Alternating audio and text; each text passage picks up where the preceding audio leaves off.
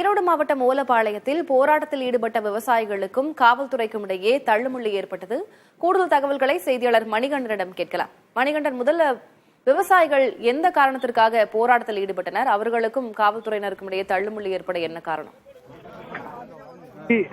ஈரோட்ல நாய்கள் கடித்து உயிரிழந்த ஆடுகளுக்கு உரிய இழப்பீடு வழங்கணும் அப்படிங்கிறத வலியுறுத்தி உயிரிழந்த ஆடுகளுடன் விவசாயிகள் தாலுகா அலுவலகத்திற்கு செல்ல முயன்ற போது காவல்துறையினர் தடுத்து நிறுத்தியிருக்கின்றனர். இந்த நாய்கள் கடித்து ஆடுகள் உயிரிழப்பது சம்பவம் என்பது தொடர்கதையாக இருக்கிறது தென்னிமலை சுற்றுவட்டாரத்தில். அதனிடையே காவல்துறையினர் இவர்களை தடுக்கும் போது விவசாயிகள் நாங்கள் தாலுகா அலுவலகம் இழப்பீடு கேட்பதற்காக செல்கிறோம் என்பதற்காக அவர்கள் முற்பட்ட போது காவல்துறையினர் தடுத்து நிறுத்தி கைது செய்த முற்பட்டனர். இதனால் இருதரப்பினருக்கிடையே தள்ளுமுள்ளு ஏற்பட்டு தற்போது அவர்களை கைது செய்திருக்கிறார்.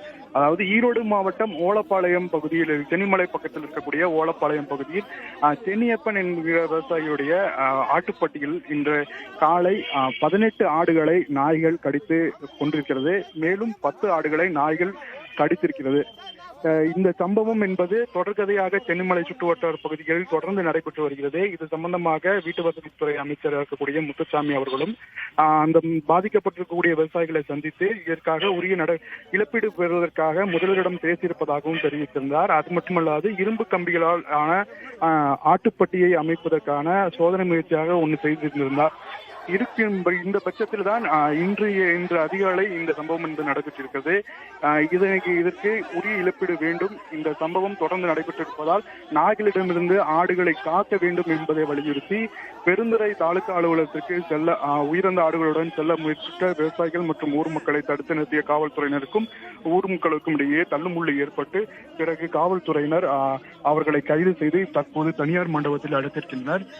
இந்த காட்சிகளிலே நம்ம பார்க்கலாம்.